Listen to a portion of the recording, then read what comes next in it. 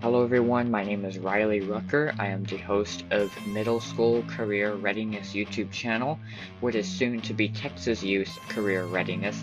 Today's going to be special like our last video, except instead of being for TYCR News, this is going to be for TYCR, Texas Youth Career Readiness Research Division, or TYCR Research Studios.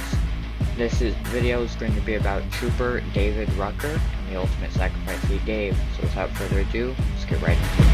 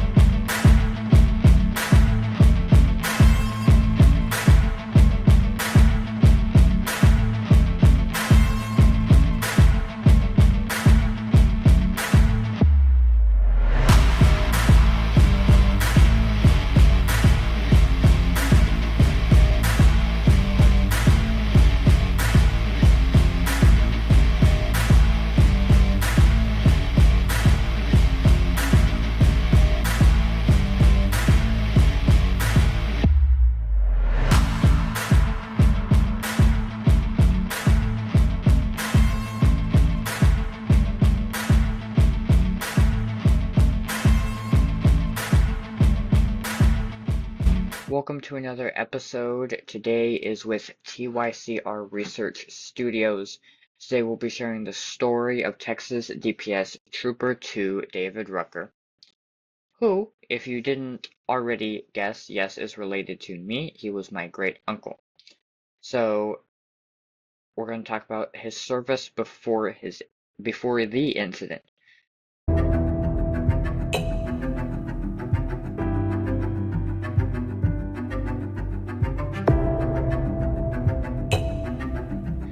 Trooper Rucker, or David Rucker, dedicated his life to protecting the citizens of Texas as a Department of Public Safety officer or patrolman.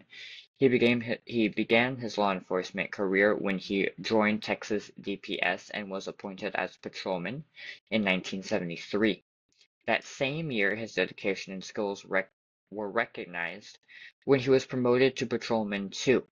At the time of his death, Trooper Rucker was assigned to Region 3, which is Port Isabel, Texas, serving the communities of the Rio Grande Valley in Cameron County. His colleagues knew him as a dedicated officer who took his oath to protect and serve seriously.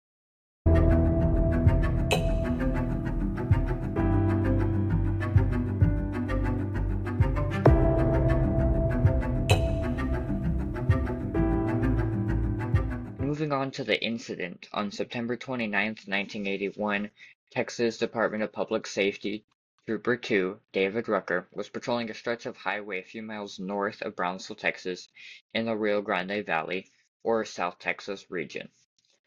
During what appeared to be a routine traffic stop, Trooper Rucker was fatally shot and killed. A passerby discovered Trooper Rucker's body lying beside his patrol car. He had suffered a fatal gunshot wound to the head. The killer fled the scene. Around the same time, Los Fresnos police officer Enrique Carrisalez observed a speeding vehicle traveling away from the scene on the same road from where Rucker's body had been found. Carrisalez and his civilian friend, Enrique Hernandez, turned on the patrol car's lights and pursued the vehicle, which did pull over. During this traffic stop, Officer Carrisalez was also shot. He would later die from his injuries, making this a double police homicide. Let's talk about the perpetrator or the criminal in this case.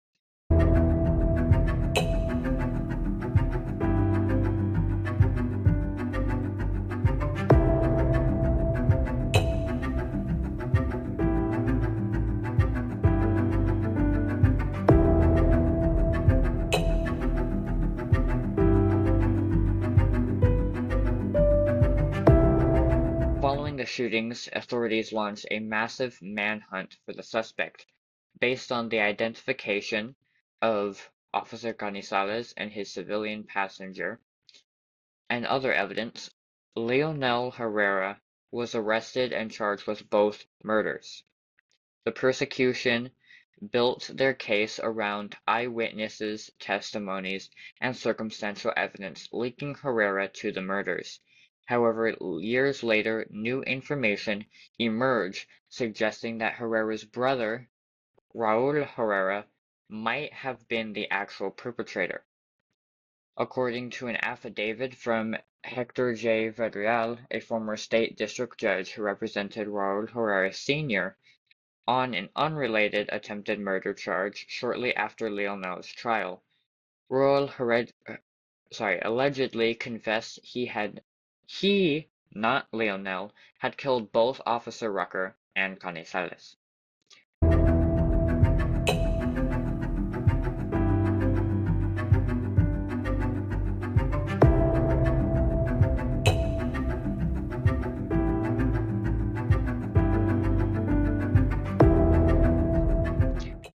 Talking about the trial, Leonel Herrera was tried and convicted of the capital murder of 2 peace officers. The prosecution presented their evidence, and the jury found him guilty. Due to the severity of the crime, the murder of 2 law enforcement officers in the line of duty, Herrera was sentenced to death.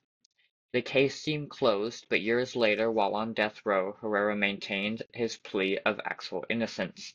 His defense team presented new evidence, including affidavits suggesting that Raul Herrera Sr. was the actual killer. This led to a significant legal battle that would eventually reach the United States Supreme Court multiple times in a case known as Herrera versus Collins. Collins was the director of the Texas Department of Public Safety at the time, and Herrera was Leonel Herrera.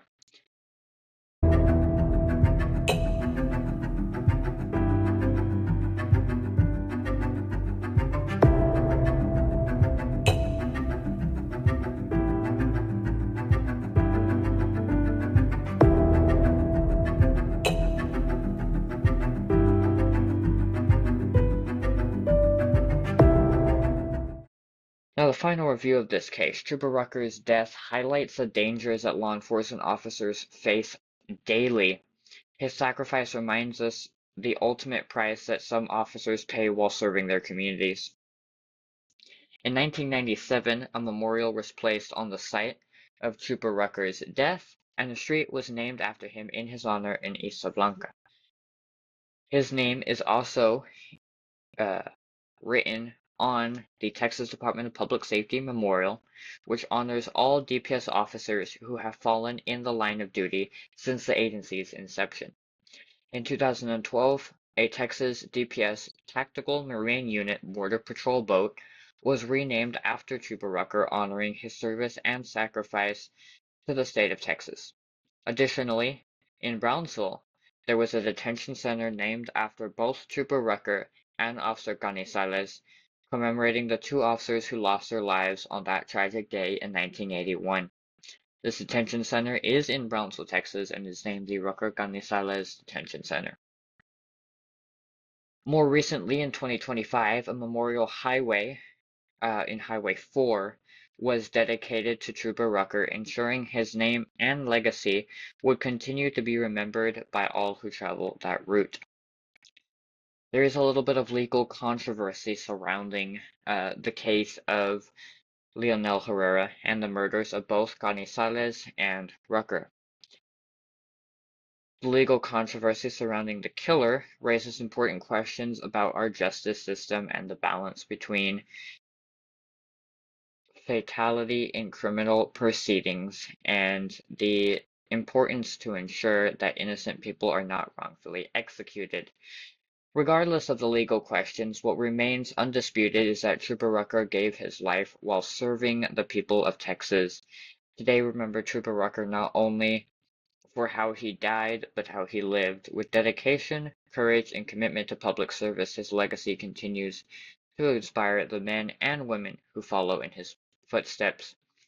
The death of Trooper Rucker affected not only the Rucker family, not only the Carrizales family, not only Leonel Herrera, but it affected the Department of Public Safety as well as all of Texas law enforcement agencies.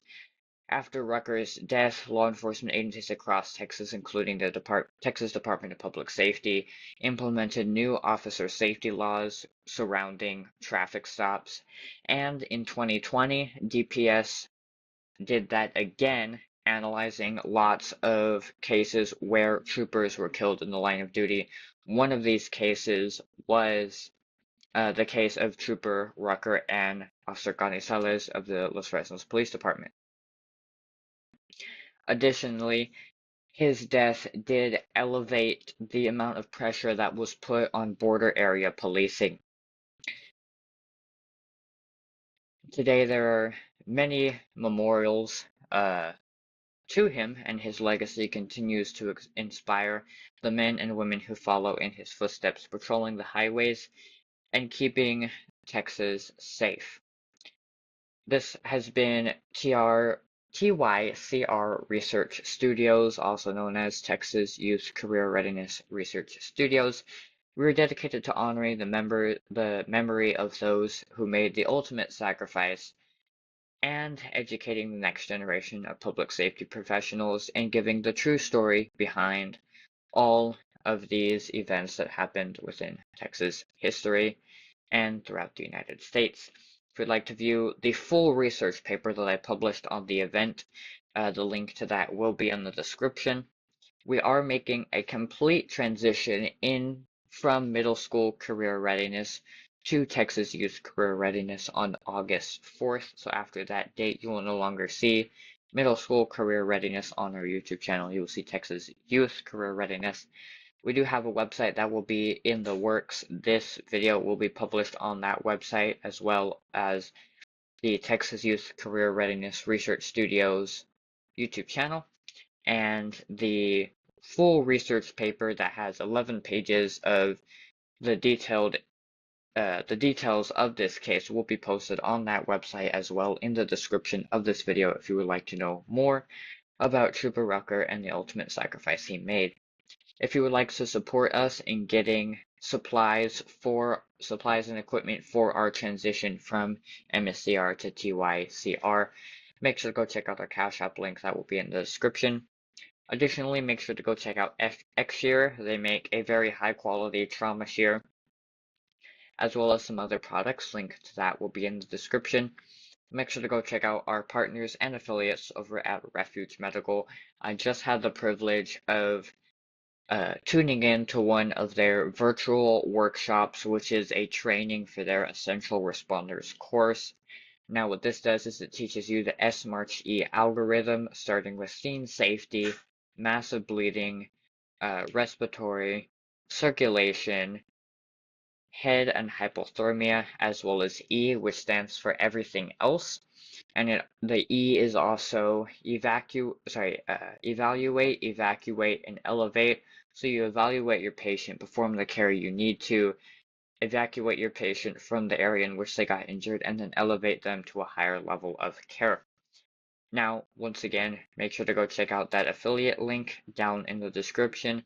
That will give you 10% off your order no matter what you're purchasing, whether you're purchasing just plain old medical supplies, a Refuge Medical kit, whether you're purchasing morale patches, or a training. It'll give you 10% off, and that 10% does go to us to help us fund more videos like this and get more equipment to educate the next